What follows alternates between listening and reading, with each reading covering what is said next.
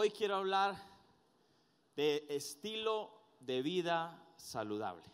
Dile al que está a tu lado, estilo de vida saludable. Generalmente cuando viene un año, o se acerca un año nuevo, hago varias cosas, pero una de las que hago últimamente, en los últimos años, es decirle: Señor, dame una palabra para este año. Y Dios puso una palabra en mi corazón para el año 2016 y es lo que quiero compartir con ustedes. Pero también cuando llega un año a su fin, uno debe hacer dos cosas. Y una es evaluar el año que pasó y proyectar el año que viene. Y cuando uno muchas veces evalúa el año que pasó, se da cuenta de que quizás muchos propósitos no los cumplió, muchas cosas no se dieron, muchas cosas hicieron falta. Pero ¿a qué nos lleva esto? A hacer cambios. ¿Por qué no se dio esto? ¿Por qué no se cumplió esto? ¿O por qué no fui capaz de cumplir yo mismo esto? Y hay cambios que hacer. Pero todos los cambios en la vida tienen que ser intencionales. No pueden quedarse solamente en que se escribieron y en que sí, o sea, los tengo muy presente, sino que tiene que haber una acción. Y las acciones son propias de buenas decisiones. Entonces, 10% es la decisión que tú tomas para hacer los cambios, pero 90% es mantenerse en esas decisiones. ¿Cuántos tienen propósitos de una buena dieta a principio de año y se mantienen 15 días? Entonces, 10% es mantenerse y 10% es la decisión y 90% mantenerse. Así que Filipenses 4, del 4 al 9 dice así: regocijaos en el Señor siempre, otra vez digo, regocijaos. Vuestra gentileza sea conocida de todos los hombres, el Señor está cerca. Por nada estéis afanosos, si no sean conocidas vuestras peticiones delante de Dios en toda oración y ruego con acción de gracias. Y la paz de Dios, que sobrepasa todo entendimiento, guardará vuestros corazones y vuestros pensamientos en Cristo Jesús. Por lo demás, hermanos, todo lo que es verdadero, todo lo honesto, todo lo justo, todo lo puro, todo lo amable, todo lo que es de buen nombre, si hay virtud alguna, si algo digno de alabanza, en esto pensad. Lo que aprendisteis y recibisteis y oísteis y visteis en mí, esto haced, y el Dios de paz estará con vosotros. Esta fue la palabra que Dios habló a mi corazón para el año que viene. Y de aquí 5 cosas que quiero implementar y mantener en mi vida. Y sé que no es solo para mí, quizás para muchos de ustedes, quizás es para todos como iglesia. Y la primera está ahí en el versículo 4, regocijaos en el Señor siempre, otra vez digo, regocijaos. La primera es mantener el gozo. ¿Cuál es la primera? Dile a tu vecino: mantén el gozo, hermano. Hay muchas cosas que causan alegría, ¿no? Muchas cosas que causan alegría.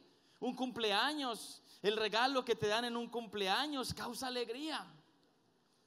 El que gane el equipo de tu preferencia causa alegría. Ahora, si tu equipo de tu preferencia pierde, le va a causar alegrías, pero a otros. Pero hay muchas cosas que causan alegría. Muchas cosas que causan alegría. Yo sé que aquí hay muchos verdes camuflados, ¿cierto? Regocijarse es un gozo o alegría muy intensa que se percibe con facilidad. ¿Has visto gente que mantiene con gran regocijo? Mira, te voy a mostrar una. Alejo, ponte de pie. Mira, ese man mantiene con gran regocijo. ¿Ah? Den un aplauso a Alejo. Él mantiene alegre, ¿no? Mantiene feliz. A pesar de sus limitantes, el gozo se puede ver en él, ¿no? Wow, gloria a Dios por eso. Ahora, parece extraño, Filipenses 4 es una carta del apóstol Pablo. Parece extraño que un hombre como Pablo esté diciéndole a la iglesia que se regocije. ¿Por qué digo que parece extraño? Por el contexto de donde Pablo está escribiendo la carta. ¿Sabe de dónde está escribiendo la carta Pablo? Desde la cárcel. Y Él está diciendo, alégrense en el Señor. Insisto, alégrense. Pero entonces, ¿de dónde viene ese gozo del que Pablo está pidiendo a la iglesia? Vamos a ir a Lucas 2, versículo 8 en adelante. Había pastores en la misma región que velaban y guardaban las vigilias de la noche sobre su rebaño. Y he aquí, se les presentó un ángel del Señor, y la gloria del Señor los rodeó de resplandor, y tuvieron gran temor. Pero el ángel les dijo, no temáis, porque he aquí os doy nuevas de gran gozo, que será para todo el pueblo, que os ha nacido hoy en la ciudad de David un Salvador, que es Cristo el Señor. Yo creo que el gozo que Pablo tenía y que el gozo que Pablo instaba a la iglesia de los filipenses a tener era porque él tenía un Salvador que es Cristo el Señor, y porque a pesar de cualquier circunstancia que él estuviese viviendo, sabía que ese Salvador estaba con él. El gozo viene cuando tú tienes a Cristo como tu Señor y como tu Salvador. De ahí depende el gozo. Ahora, cualquiera puede tener gozo por algunas cosas, pero mire lo que dice aquí. Hoy os doy nuevas de gran gozo. Os doy nuevas, son buenas noticias. Les doy buenas noticias de gran, y ese gran en el gozo es mega. Es decir, le estoy dando unas noticias que son de mega gozo. ¿Y cuáles son esas noticias? Que os ha nacido en la ciudad de Belén un Salvador, que es Cristo el Señor. Y eso merece un fuerte aplauso a Él. Ese es motivo de gran gozo. Por eso Pablo dijo, regocijaos en el Señor. Dio el motivo de su gozo a pesar de las circunstancias, en el Señor. Ese debe ser el motivo del gozo. Es tremendo. Para poder mantener el gozo tenemos que mantener la mirada puesta en Jesús. No hay otra manera. Hay que mantener la mirada puesta en Jesús. Estos pastores que vieron el ángel, después se les apareció una multitud de seres celestiales que cantaban y alababan a Dios. Y dice que ellos tuvieron gran temor por esa gloria que vino sobre ellos.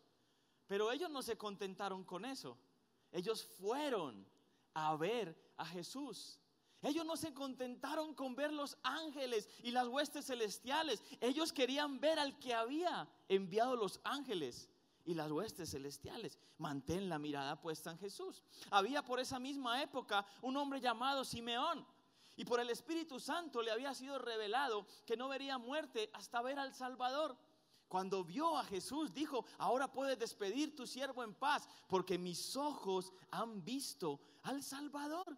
¡Qué tremendo! Algunos no quieren morir sin antes ver el mundo. Simeón no quería morir sin antes ver al que creó el mundo. Mantén los ojos puestos en Jesús.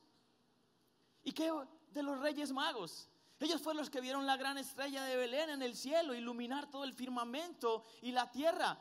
Y dice la Biblia que fue motivo de gran gozo para ellos. A propósito, leía un artículo que decía que esa misma estrella fue vista nuevamente el 30 de junio de este año.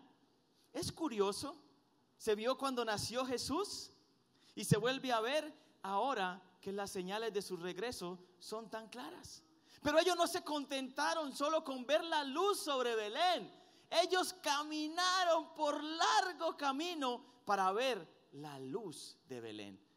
Ellos no se conformaron con ver las estrellas que había en el universo. Ellos fueron y vieron a ver al que las colgó en el universo, al que vistió de gala el cielo para que su hijo naciera.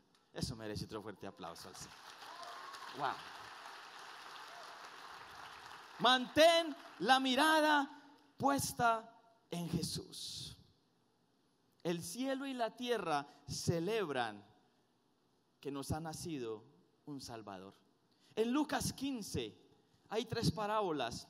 Me encanta Lucas 15. Bueno, me encanta toda la Biblia, pero en Lucas 15 hay 3 parábolas muy especiales.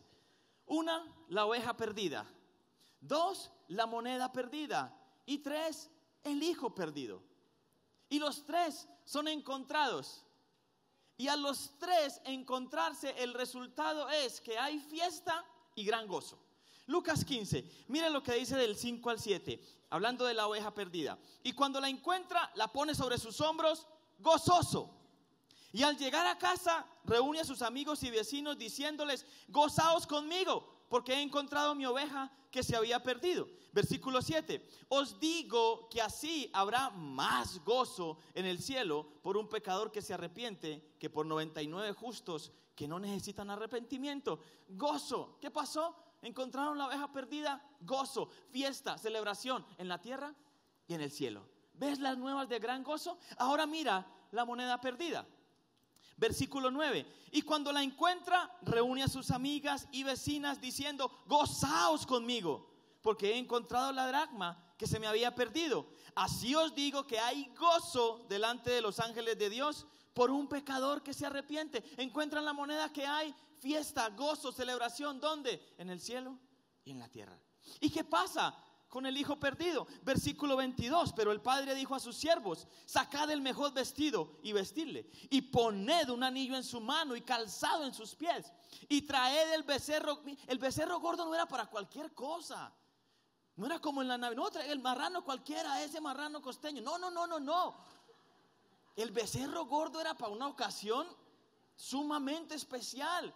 Fiesta, celebración, salvación. Traer el becerro gordo y matarlo, y comamos y hagamos fiesta. ¿Por qué? ¿Por qué hagamos fiesta? Porque este es mi hijo, muerto era y ha revivido, se había perdido y es hallado. Y comenzaron a regocijarse. Wow. Solo hay una pequeña diferencia en estas tres parábolas.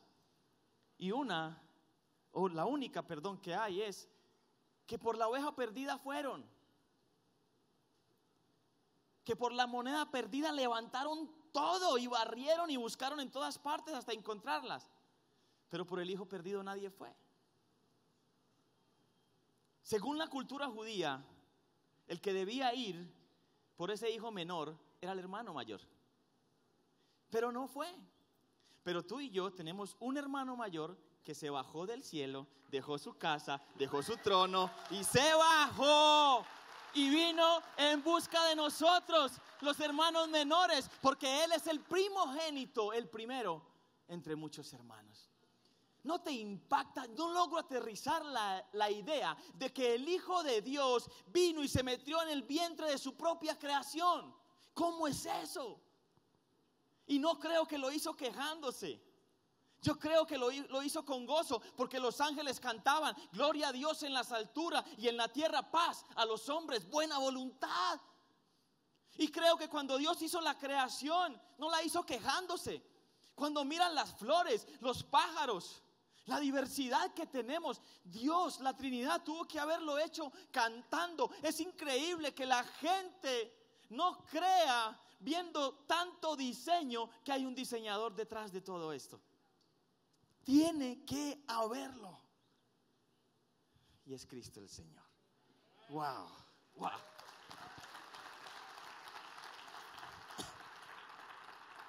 Nuestro nivel de gozo no debe estar determinado por el nivel de éxito que tenemos en la vida. El gozo viene porque nos ha nacido un Salvador. No nos exime de tristezas, no nos exime de dolor, no nos exime de sufrimiento, pero aún en medio de todo esto, el gozo del Señor es nuestra fortaleza. Es nuestra fortaleza. En nuestro corazón. ¿Por qué digo esto? Porque en nuestro corazón, aunque a veces haya dificultades, a veces haya tristeza, haya sufrimiento, en nuestro corazón tú y yo sabemos que tenemos la respuesta al mayor interrogante de la vida, y es la eternidad. Hay gente que puede tener mucho gozo y mucha alegría por fuera, pero por dentro hay tristeza, porque no tiene la respuesta al mayor interrogante de la vida, que es eternidad. Y por eso les digo que aunque haya momentos difíciles, tenemos el gozo del Señor, porque Él es nuestro Salvador. El salmista dijo: este es el día que ha hecho el Señor, nos gozaremos y nos alegraremos en Él. Y cuando tenemos el propósito de un día a la vez, todo se hace más fácil. Es más difícil cuando dice, voy a mantener el gozo los 365 días del año. Ves muy lejanos todos. Dice, ¿será que cuando llegue agosto sí voy a mantener el gozo? Pero cuando dice, este es el día, cuando cada día te levantas y dices, este es el día que ha hecho el Señor, un día a la vez, es mucho más fácil. Y es un buen propósito para este año. Y es lo que quiero crecer. Quiero crecer en mantener el gozo del Señor. Lo segundo que quiero crecer es, versículo ahí de Filipenses, en el Filipenses 4, el versículo 5, vuestra gentileza sea conocida de todos los hombres. El Señor está cerca. Gentileza es la palabra amabilidad. Y la amabilidad es consideración por otros a la manera de Cristo. Lo que quiero tener y crecer más es en amor y bondad expresados. ¿Cómo trataría a Cristo a esa persona? ¿Cómo trataría a Cristo a mi jefe difícil? A mi hermano o mi hermana intensa. Al discípulo que nunca viene. ¿Cómo lo trataría a Cristo? ¿Cómo poder crecer en ese amor y en esa bondad? Dice, vuestra gentileza sea conocida. Es decir, tiene que verse. Y para verse hay que expresarlo. No, pues yo te amo mucho, pero no se ve. Mi amor, yo le dije que en el altar le dije que la amaba y si cambio de opinión yo le aviso. No. Vuestra gentileza sea conocida. Tiene que verse, el amor y la bondad tienen que verse. No puede haber amor sin bondad. De tal manera amó Dios al mundo que dio. El amor y la bondad tienen que ir juntos. Una de las cosas más importantes que debemos tener en la vida es nuestro concepto de Dios. ¿Tú realmente crees que Dios es bueno y bondadoso? Porque eso va a definir todo lo que hagas en tu vida, cómo vivas. ¿Realmente crees que Dios es bueno y bondadoso? Creo que cuando dudamos de la bondad de Dios, lastimamos el corazón de Dios. Porque si Él dio a su Hijo, no lo escatimó,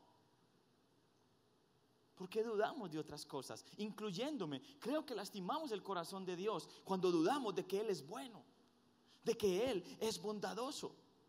Ayer estaba hablando con mi esposa de un libro que está leyendo y me dijo, creo que Dios se deleita en el deleite de sus hijos, especialmente cuando el deleite de sus hijos es Él mismo. ¿Te lo repito? Creo que Dios se deleita en el deleite de sus hijos, especialmente cuando el deleite de sus hijos es Él mismo. Yo creo que es así. Es más, yo creo que Dios quiere bendecirnos sin malcriarnos. Yo creo que Dios quiere bendecirnos sin alcahuetearnos. Mira, yo no veo la hora. Tengo a mis hijas enredadas con el regalo de Navidad. Ellas creen que sabe qué es y no saben. Y yo estoy más ansioso que ellas porque lo destapen, porque quiero ver sus caras, tomarle una foto, lo que van a hacer. Si yo, que soy padre imperfecto, sé hacer eso, ¿cuánto crees que el Padre perfecto sabe hacer? ¿Crees que Dios no se deleita en bendecirte? Como diría el pastor Juan David, Dios quiere ver la cara de sorprendición cuando Él te bendiga. Me imagino desde el cielo con su cámara. Ese sí va a tener una cámara tremenda para captar todo el momento para cuando tú hagas. Wow, Dios, esto es más de lo que yo pude pedir, pensar o imaginar. Él quiere bendecirte sin alcahuetearte, sin malcriarte. Él es un Dios bueno. ¿Realmente crees que es bueno? Dale un aplauso al Señor.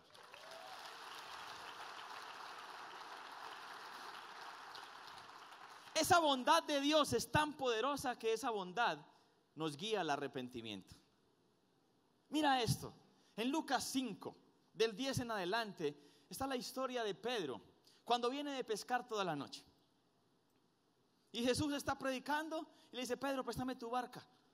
Y se monta en la barca de Pedro a predicar. Y después de predicar le dice, boga mar adentro y tira la red. Pedro es pescador. Él sabe cuándo se sacan los peces. ¿A qué horas?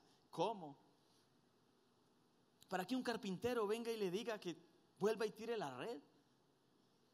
Sin embargo, él le dice, bueno, porque usted me dice, Señor, voy a tirar la red y boga mar adentro y tira la red. Y cuando jalan para recogerla, se dan cuenta que está muy pesada, más pesada de lo normal. Tanto que empezó a romperse.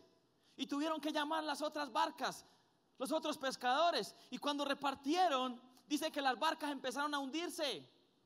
Hey, Dios no tiene problema con llenar tu barca. Eso no es problema para Dios. ¿Y sabes qué produjo la bondad de Dios? Porque fue una bondad extrema de Dios. Produjo que Pedro retrocediera. Fue wow. Produjo que Pedro y retrocedió y cayó de rodillas y dijo: apártate de mí, porque soy hombre pecador. La bondad de Dios hizo que Pedro reconociera su pecado. Dice Romanos 2:4 que no ignoremos que su bondad nos guía al arrepentimiento. Ese momento fue un cambio total para Pedro. Jesús lo llama y le dice: desde ahora serás pescador de hombres. ¿Y qué dice? Que dejándolo todo, Pedro lo siguió. Es decir, la bondad de Dios produjo un arrepentimiento en Pedro, y el arrepentimiento genuino de Pedro produjo una obediencia radical. Pastor, entonces no puedo predicar del infierno.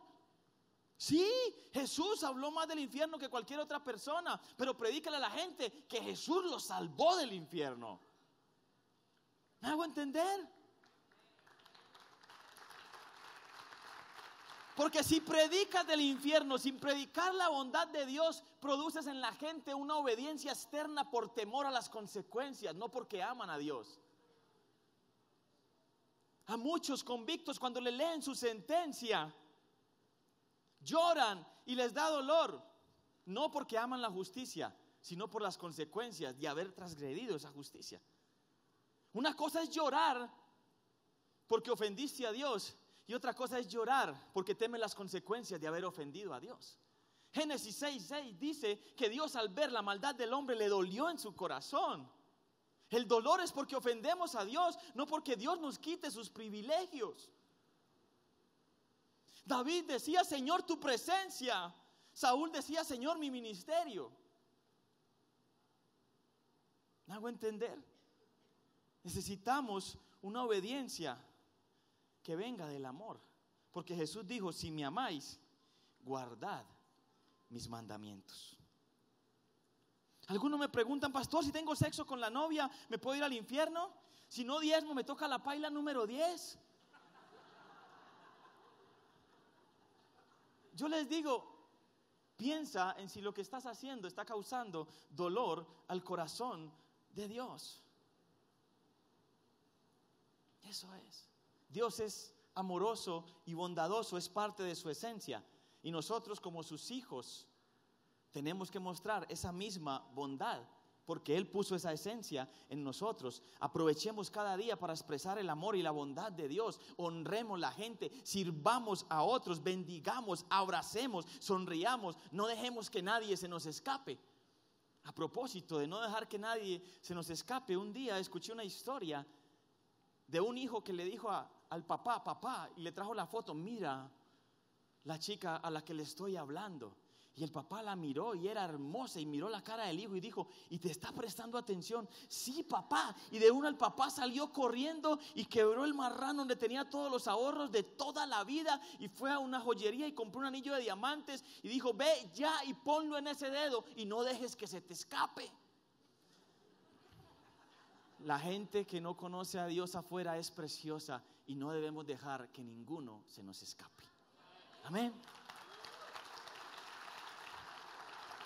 Invirtamos nuestra vida en otras vidas. Vuestra gentileza sea conocida delante de todos los hombres. El Señor está cerca. Algunos dicen: el Señor está cerca, que se está refiriendo a la segunda venida del Señor. Otros comentaristas dicen que se refiere a la omnipresencia de Dios, que el Señor está ahí. Sea como sea, el Señor está cerca, porque viene y porque está. Y vuestra gentileza, vuestra amabilidad, vuestra bondad y vuestro amor debe ser conocido delante de todos los hombres. Debemos planear para 100 años, pero vivir como si hoy fuera el último. Tercero, versículo 6: por nada estéis afanosos, si no sean conocidas vuestras peticiones delante de Dios, en toda oración y ruego con acción de gracias. Lo tercero es: cambia la preocupación por la oración. Cambia la preocupación por la oración. Y en la oración, con ruego y con acción de gracias. La preocupación no produce ningún fruto, la fe sí. En Lucas 10, cuando habla de Marta y María, me encanta como dice la NTV, solo hay una cosa por la que vale la pena preocuparse. Y era por estar a los pies de Jesús y escuchar sus palabras. De resto, cambia la preocupación por la oración. Mucha gente está preocupada, me decía el pastor Juan David, porque poco han orado. La oración debe ser una prioridad y no el último recurso. El afán y la ansiedad producen estrés, pero el alivio está sobre tus rodillas. Rick Warren dijo, la oración transforma las promesas de Dios en obras de Dios. Los discípulos nunca dijeron que enseñaran a Jesús que les enseñara a echar fuera demonios ni a sanar. Les dijeron, enséñanos a orar. Porque ellos vieron que cada que Jesús oraba, algo ocurría. En la oración hay poder. Pero me pregunto, si de verdad creemos que la oración cambia las cosas, ¿por qué no oramos más? Si yo creo que la oración cambia las cosas, matrimonios, finanzas, barrios, ciudades, debo orar más. Y debo hacerlo con ruego. ¿Y qué es ruego? Súplica. Una oración con humildad, sumisión y vehemencia, que es una oración apasionada. El mismo Dios que le respondió la oración a Moisés para abrir el mar.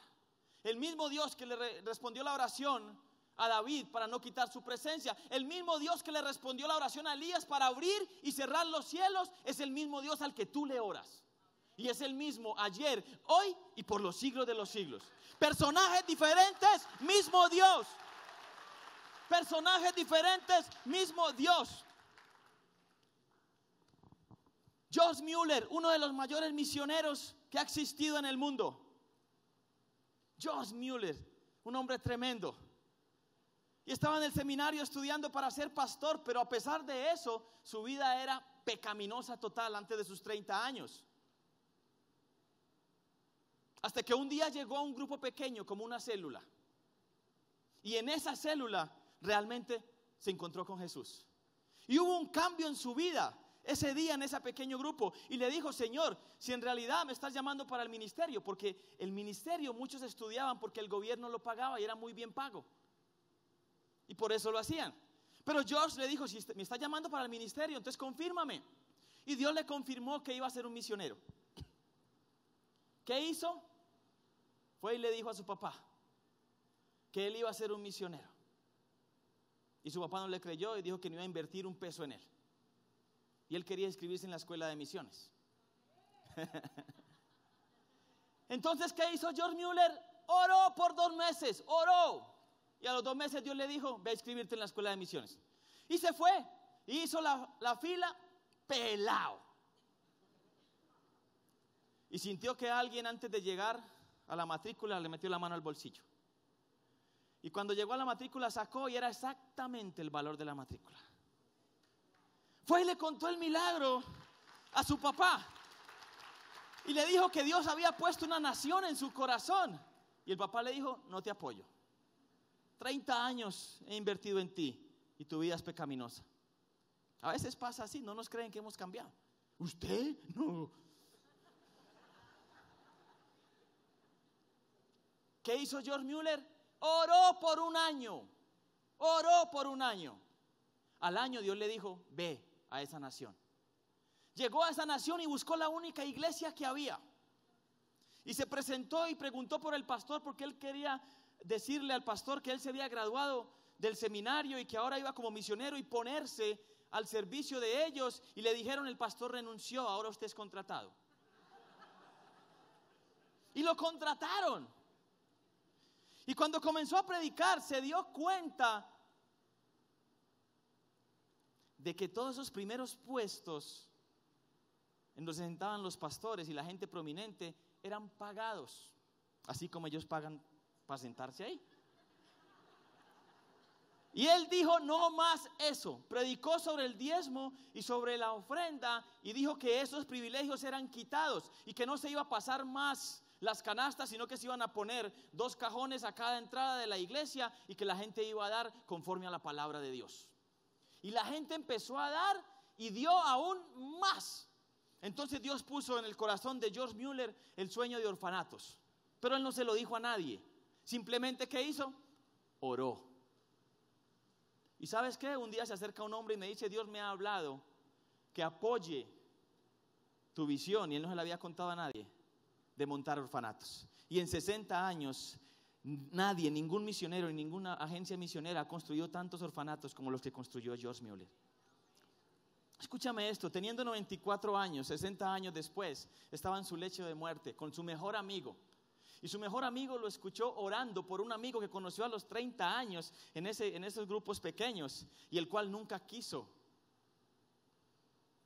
recibir al Señor. Y él le dijo, ¿por qué oras por un hombre que rechazó a Cristo? Y él le dijo, por 60 años he orado por él. En esa semana George murió. Y su amigo, el que lo acompañaba en su lecho de muerte, guardó todo lo del entierro y las obras fúnebres. Para su sorpresa, al final llegó el hombre por el que George Mueller había orado. Se arrodilló frente al féretro, se arrepintió y fue salvo. Porque Dios jamás deja de contestar una oración que está en su corazón.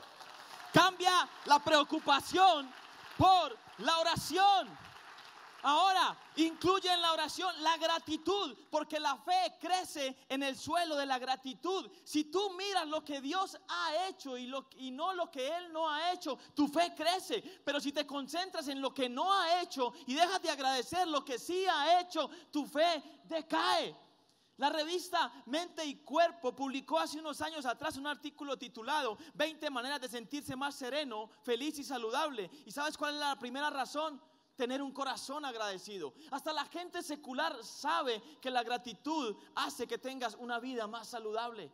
La gente que adora y da gracias a Dios es la gente que vive menos estresada por las finanzas, por el hogar, por todo. Ahora, la gratitud es una decisión. Tú decides si te enfocas en lo que no tienes o decides si te enfocas en lo que Dios ha hecho en tu vida. Tienes que tomar la decisión. ¿Tendrás muchos motivos para quejarte? Sí, te aseguro que tendrás muchos más motivos para agradecer. La vida, la salud, el amor, la paz, la provisión, la salvación. Tienes una eternidad con Dios. Eso sería motivo suficiente para agradecer a Dios toda la vida. ¿Cuál es el enfoque? ¿Lo que no tienes? ¿O un corazón agradecido con Dios por lo que ha hecho en tu vida? Ese debe ser el enfoque. La gratitud es una decisión. Muchas veces llego a mi casa cuando los días son difíciles, como cuando jugaba fútbol y me iba mal y empiezo a hacer el tercer tiempo. Yo me imagino a Armani el jueves. Yo, ¿por qué le di ese balón a Enríquez así? Toda la noche, te aseguro que es así. 3, 4 de la mañana y yo pensaba, ¿por qué no tiré el centro así, hombre? ¿Por qué no le pegué? Y a veces cuando tengo un día difícil hago lo mismo. ¿Por qué le dije eso a esa persona? Ay, ¿por qué hablé de esta manera a mi esposa? Es como el tercer tiempo y mi esposa me conoce y sabe que me estoy ahí quejando. ¿Tengo la mirada en qué? ¿Y sabes qué me dice? Papi, entre dormida, porque ella no tiene problemas para dormir. Pase lo que pase, ya se duerme. Me dice, papi, 5 cosas por las que quieras darle gracias a Dios hoy. Y a mí me da como esa rabillecita decirle, ¿cuáles 5 cosas? Pero sé que tiene razón. Y empiezo a mirar hacia atrás mi día y encuentro más de 5 cosas por las cuales darle gracias a Dios. Inmediatamente todo cambia. Mi mente cambia, mi corazón cambia, todo comienza a fluir. Aún debemos dar gracias a Dios por lo que no tenemos, pero que sabemos que si está en su corazón, será una realidad. Será una realidad. ¿Cuál es el resultado de esto? Mire lo que dice. Después de cambiar la preocupación por la oración, dice, y la paz de Dios que sobrepasa todo entendimiento, guardará vuestros corazones y vuestros pensamientos en Cristo Jesús. La paz de Dios viene cuando cambiamos la preocupación por la oración y guardará nuestros corazones y pensamientos. ¿Sabe por qué? Porque muchas de las cosas que roban nuestra paz no están en las circunstancias, sino en lo que pensamos acerca de las circunstancias que vivimos. ¿Me entienden? Ahora, la paz de Dios que sobrepasa el entendimiento, no puedes entenderlo todo, pero puedes decidir confiar. Si buscas entenderlo todo, no puedes tener la paz que sobrepasa el entendimiento, pero puedes elegir confiar. ¿Confiar en qué? En que Él es fiel, en que su amor es inagotable. C.S. Lewis fue preparado por un profesor totalmente ateo que le enseñó las posturas de defender el ateísmo y la incredulidad y todo esto. Y C.S. Lewis termina siendo uno de los mayores defensores de la fe, con los mismos postulados que el otro le enseñó. A los que amamos a Dios, todas las cosas nos ayudan para bien. No puedes entenderlo todo, pero puedes confiar. Una de las prédicas que más recuerdo del pastor Andrés, Johanna, ¿puedes venir, porfa? Una de las prédicas que más recuerdo del pastor Andrés es hacer todo desde el tapete de la paz, con un corazón agradecido, con un corazón lleno de gozo. Yo voy a pedirle a Joa que vas a cantarnos una canción, sin instrumentos, sin nada, un pedazo. ¿Qué tal la de Kenneth? ¿Listo? ¿Está bien? ¿Puedes pararte aquí, Joa? Ay de mí, que siendo pequeño han visto mis ojos la gloria de Dios. Ay de mí, pues soy pecador y he visto la gloria del Hijo de Dios. Ok, Joa, muy bien. Ahora vamos a hacer un cambio. Te abandonaron tus papás, te dejaron huérfana, te dio una enfermedad terminal, nadie daba un peso por ti, estabas, mejor dicho, llevada, y el Señor vino y te rescató todo eso. Te dio un nuevo nombre, te dio una identidad, sanó tus heridas corporales, del alma y del corazón. Y ahora tú vas a cantar con un corazón tan agradecido con Dios por eso que Él hizo la misma canción. Ay de mí, que siendo pequeño y han visto mis ojos la gloria de Dios. Ay de mí, pues soy pecador y he visto la gloria del Hijo de Dios.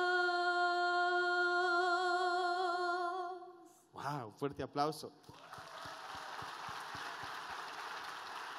¿Puedes percibir la diferencia que hay cuando tienes gratitud y gozo por lo que Dios ha hecho? Eso éramos, pecadores, llevados, abandonados, sin merecer nada, y Él metió su mano y nos rescató. Ahora, ¿cómo debemos cantar? Con gratitud, con pasión, con entusiasmo, y la palabra entusiasmo es poseído por Dios. Lo cuarto, versículo 8.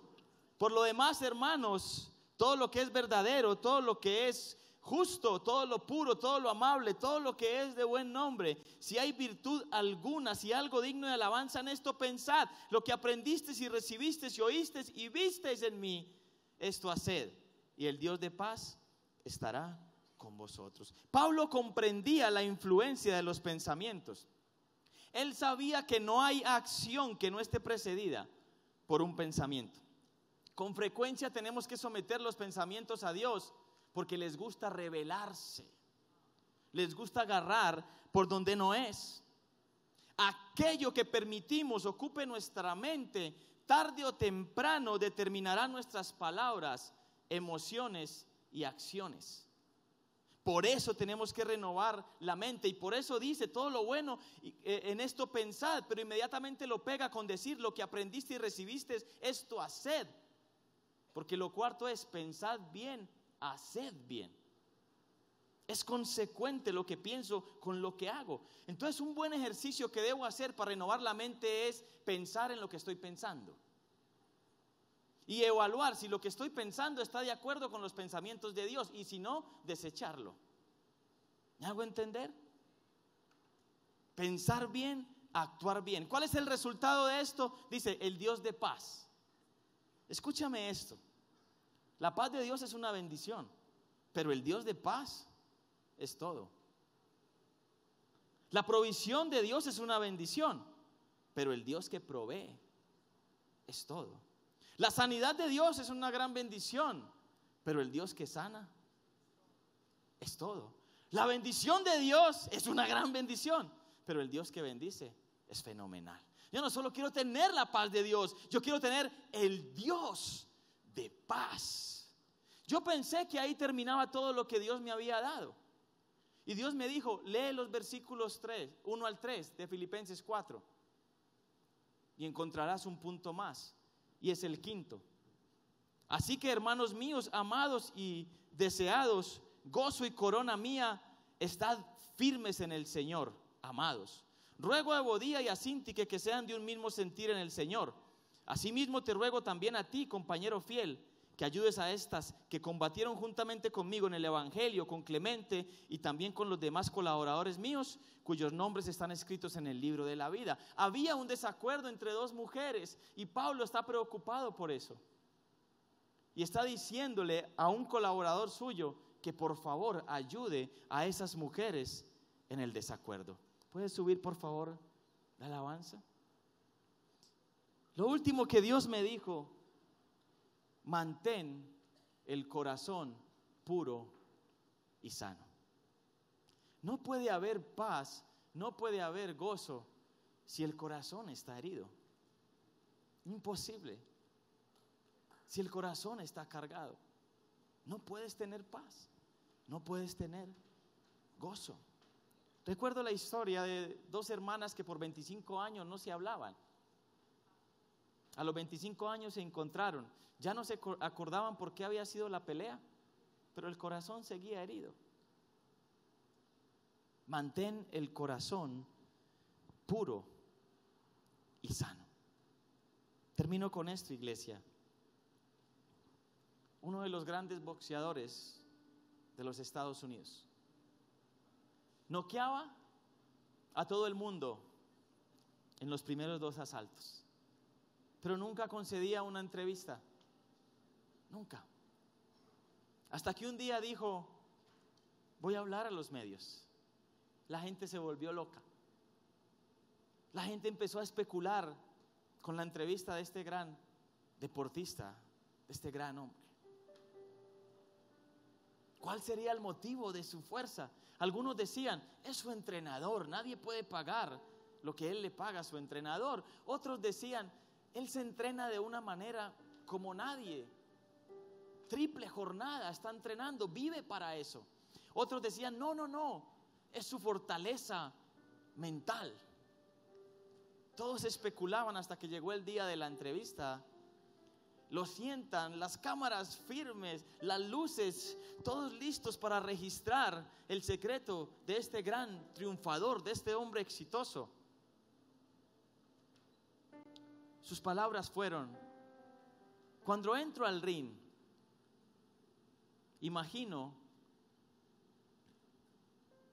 que el rostro de mi contrincante es el rostro de mi padre y salgo a acabarlo con todo. Él era un triunfador por fuera, pero era un miserable por dentro. Mantén tu corazón puro y sano. ¿Qué tal si cierras los ojos por un momento? ¿Cómo está tu corazón? ¿Está sano? ¿O aún duele? ¿Aún duele con tus padres, con tus amigos, con tus discípulos, con tu jefe, con la persona que te lastimó, con la que te hirió? ¿Qué sé yo? ¿Cómo está tu corazón? Y si reconoces que hay algo en lo que estás herido o herida, perdona. Te aseguro, no hay nada más para eso, solo perdonar. Y con el perdón vendrá la sanidad. Y ahora voy a invitarte a que constantemente revises tu mente, a que pienses en lo que estás pensando. Y si eso no está acorde con los pensamientos de Dios, deséchalo.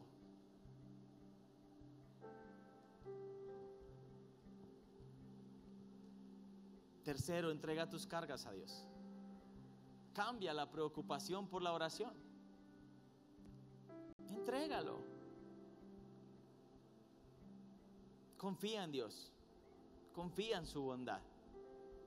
Deja ese afán, deja esa ansiedad, deja esa preocupación, deja ese estrés que no produce nada y entrégalo a Dios.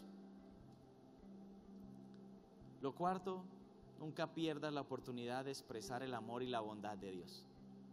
Como su hija, como su hijo, tenemos su esencia. Abraza, regala, bendice, llama, visita, sonríe, sirve, honra, lo que sea, pero no dejes que nadie se te escape. Y por último, quiero terminar con lo que empecé y voy a invitarte a que te pongas de pie.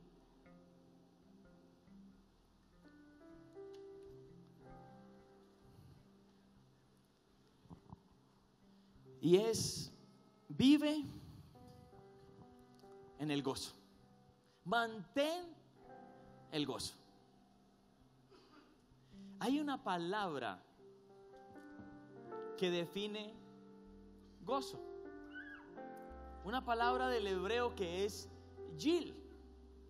Y esta palabra significa bailar, danzar.